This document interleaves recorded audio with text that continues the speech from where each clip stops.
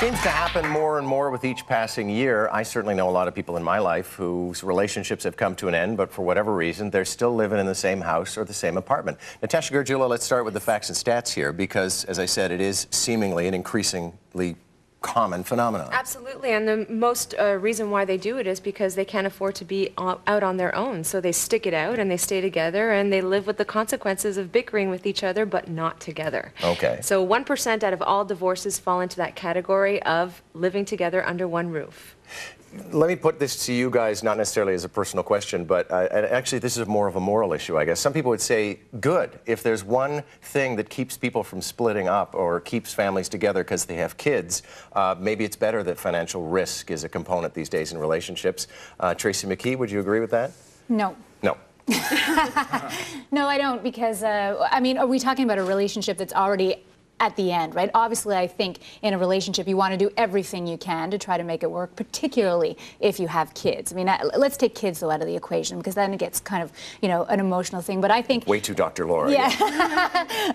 Yeah. No, I just think, you know, if a relationship is over, you know, there's friends you can live with, there's family you can go to. There's no reason to put yourself through that. And frankly, I'd be vicious if, depending on the nature of the breakup, if we were still forced to live under the same roof and it was particularly cantankerous relationship toward the end. Obviously it is if you're going to leave, although there are some, I suppose, that end on a friendly note. I just think it's a bad idea all the way around and unfair to those people who want to move on. Okay, well, let me come back to the same sort of, it's almost a moral question, Tim, I guess.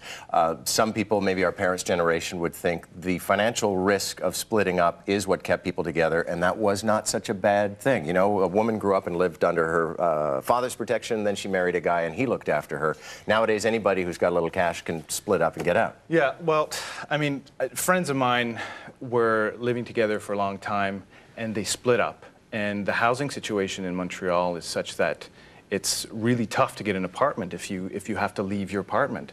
So they stayed together for like trying to be friends, and they stayed together for another year, and it just got really bizarre and really like somebody was dating somebody else and they were getting jealous, but they were still friends, but were they sleeping together and yada yada. So and it got really weird, and it just turned into this 2-year disaster where they had to like break up all over again after 2 years when they finally realized, okay, well, I guess we're not going out anymore, but we're still living together, but we don't want to do that anymore. Okay, but was it genuinely financial risk here, or were they thinking, well, if we stay in the same apartment, maybe we'll fall in love with each other again? No, it was really genuine housing crisis material. Yeah, yeah. Because I think there's an emotional disconnect. Once you've said, you know, it's over, then it's over. I mean, just because we're together, you can't expect that you're going to forget that those words came out of your mouth. I mean, I'm saying, obviously, do everything you can to try to stay together, and you know, but once that's done, it's done. And I think, you know, the financial constraints, they're legitimate concerns, but at the same time, life is too short, particularly when there are not kids and when there are no kids involved. Yeah. You know, life is too short. If you're unhappy, now, but by the same token, every relationship has its valleys, you know, and you know, its peaks and valleys.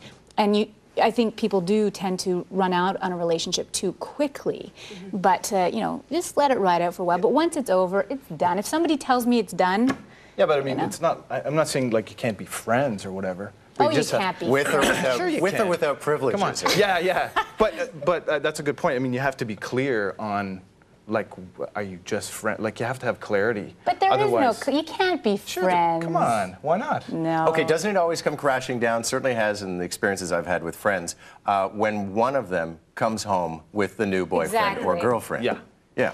Well, so how is that a legitimate friendship? If you're not happy for your friend for having a new partner, yeah, you're not friends then. It's not a true friendship. That would probably be a little rough. Yeah.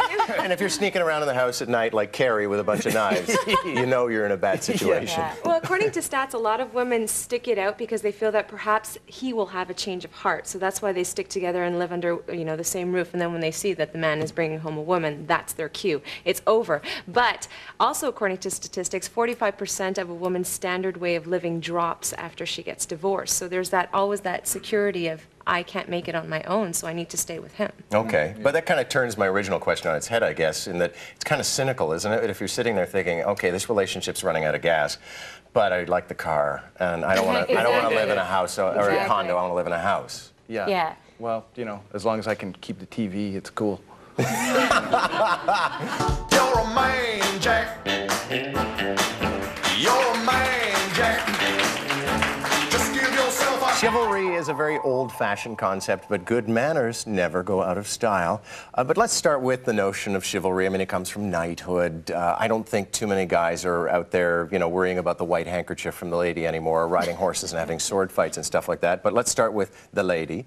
Do you still like gentlemanly, shall we call it courtly behavior, or is that a little too fussy? No, I like it. I think it has its place. I mean, I don't think it has to be all of the time, but if I'm going out, you know, for a nice dinner with my husband, I like it if he opens a door and pulls out my... He doesn't. I have to remind him. But I like it.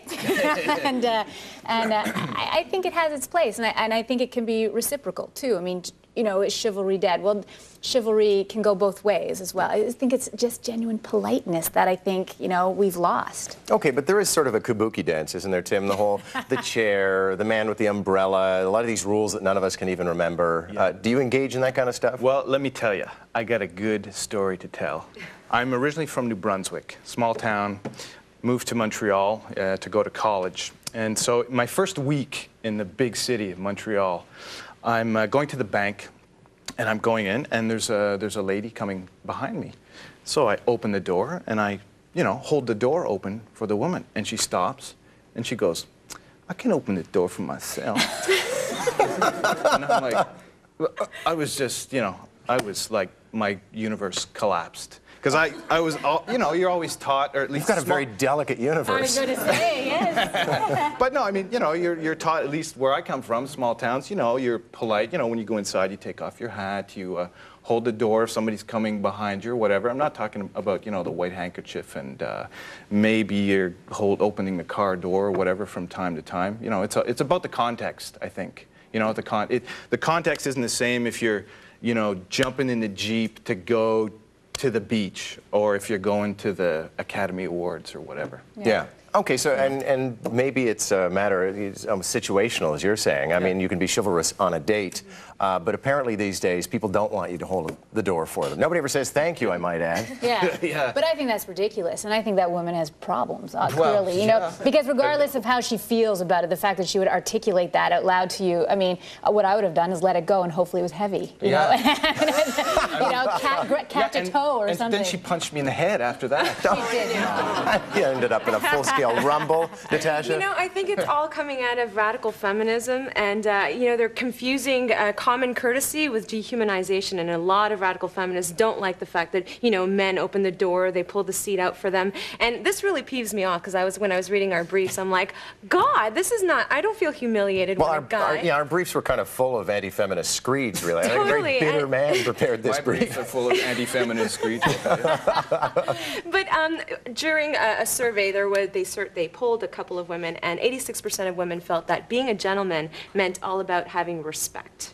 And that was over being courteous. Okay, just but that's having kind of, respect. that's a given, isn't it? Yeah.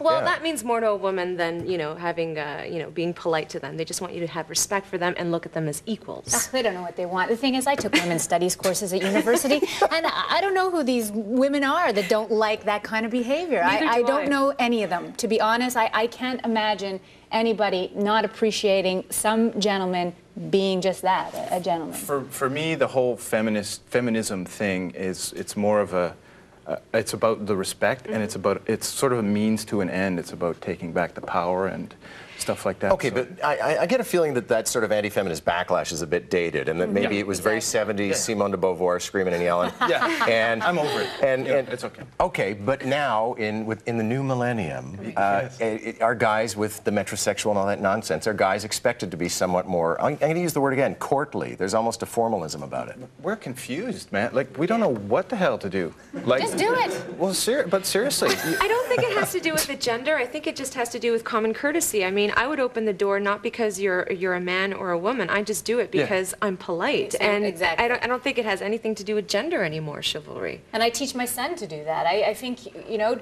just do it, and you'll be pleasantly surprised, I think, by how people will react. Yeah. You know, hey, this is my rule. You're out with a guy for dinner, you offer once to pay. If they say, no, no, no, let me, they say, you know, let me, I say, okay. You want to argue, you know, you pay. I don't think that it should be, next time I pay. It's just common courtesy and genuine politeness. To get to the fussy level of things, I mean, like when a guy holds your chair, you like that? Yeah, except that they can see my ass.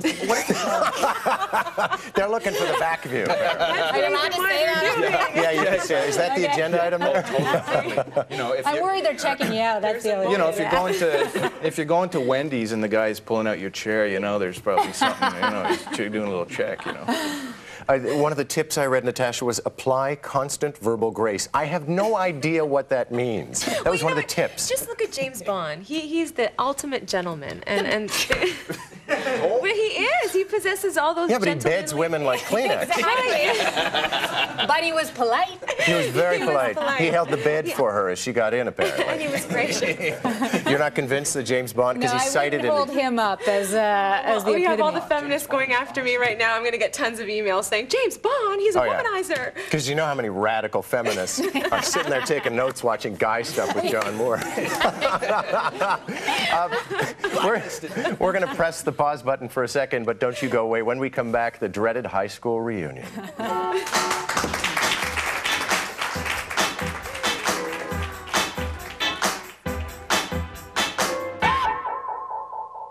You're a man, Jack. You're a man, Jack. With the introduction of Classmates.com, an awful lot more people are hearing from former classmates they might have been able to hide from in the past. 5, 10, 15 years, it seems 20 years is the magic number. Have any of you folks been to a high school reunion? Mine was 2 weeks ago, 20 Yes? years. Yeah. 20 years. Okay, Tim? Years. Mine is in 2 years. 20-year reunion. I can't wait. Really? You're looking forward to this? Yeah, Okay, totally. why? Well, just, you know, see your buddies and see who got fat and see who lost their hair and, you know. See if someone lost more hair than you more lost. hair. Yeah, exactly. I don't know. It's just I was a geek, so I had fun in school. That's probably Geeks why. had fun? Both of you, Yeah. but both of you are very successful. So this is an aspect. I mean, you get to go back, Tim, and say, "I wrote the theme for Guy Stuff." I was on Guy Stuff. on Guy No, but you're a musician. Yeah, yeah. You got cred. You got hip factor. So that must be kind of cool if you used to be a geek.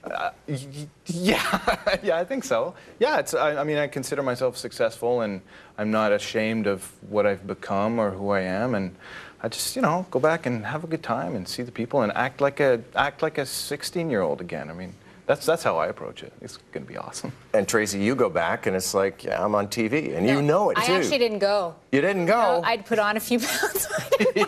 Don't tell me you skipped it because you put on a couple of pounds. I just didn't want to face the jury. No, yeah, I didn't go. I didn't, and my friends went, and you know, I basically said I'm friends with the people that I want to be friends with from high school. You know, I do think though. I mean, the people that show up, my husband recently went to his as well, and he said the only ones that went are those that had something to say, either happily married, kids, you know, great career. Well, the other ones are in jail. The other ones, yeah, or, you know, running the parking lot. Evidently, people started going for Botox and doing all sorts of stuff before the... This big surge in Botox, apparently, of people going to their high school reunions, they call up their plastic surgeon and says, hey, inject me. I got to make a good impression. And Yeah, I want to be able to show all of my surprise at seeing all of you again. That's like the Oscars. They call January plastic surgery season because everyone's getting ready for their new face to show off at the Oscars. Well, Tim, you're getting ready to, I mean, you got a while to get ready for it. 2 years. Okay, but are you gonna like lose weight or? Well, I'd like to lose a bit of weight anyway. So it's, yeah, it's part. Maybe that's why I started actually. 2 years ahead. I figure I can probably lose 40 pounds. No, I don't want to lose 40, maybe 15. Get ready for the thing. 40 or 50. Okay, but I mean, Tracey mentioned it, and I think, you know, great true confession here that she didn't feel she looked her best. She didn't. Would a guy worry about it like that? I wouldn't. I mean, no, personally, I mean, I'm not obese or anything. I might have the Botox done, though. Well, I can tell you, talking to my friends who did go, because they all called me throughout the night. You know? Oh, were they drunk dialing by 11? Yeah. You know, calling me and saying, It was oh, great. you should see Regan, he's so hot, you know, or nothing about what they're doing. You should see this person, I won't say their name, you know, they've really gained a lot of weight. That's all they talked about, is how they looked. And you go back to that high school mentality, which I guess I just wasn't in the mood for. Well, you're right back in the caste system, You are. right? Yeah. I want to see my teachers wasted. That's what I want to see. Go back and see my English teacher just I on the did that in high floor, man.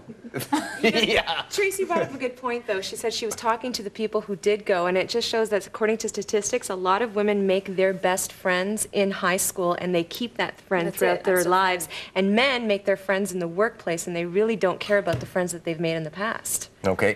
Are you guys still in touch with people from high school? In my case, I had 3 very close friends. I was not the 4 horsemen of the apocalypse. We were, we couldn't be separated, and we're still intensely close to each other. Yep. But Yeah, aside me from too. that, yeah. I'm very close to 8 women that I went to high school with. We're going out for dinner tonight, in fact. We do 3 girl retreats a year together, weekends away, and we're really tight, so yeah. Well, I mean, I moved away from home, so it's a little more difficult, but I'm still totally in touch with my my old buddies. I used to play D&D, so I'm in touch with my geek buddies, and They're still living in the basement in New my Brunswick, aren't they? geek peeps, yeah. I don't even know what D&D is. Dungeons and Dungeons I and thought it Dragons. was drunk driving or something. You are from New Brunswick. It's a very popular activity in New Brunswick, D&D, drunk driving.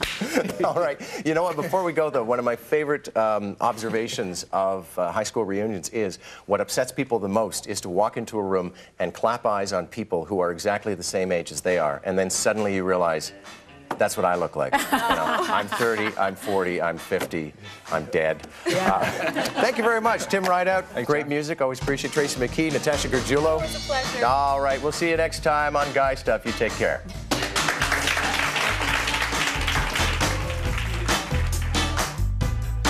You know you can't stop thinking about her tonight, 'cause you're a man, Jack.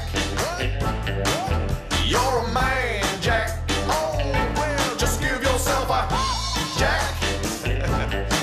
Because you can't stop thinking about her tonight, 'cause you're a man, Jack.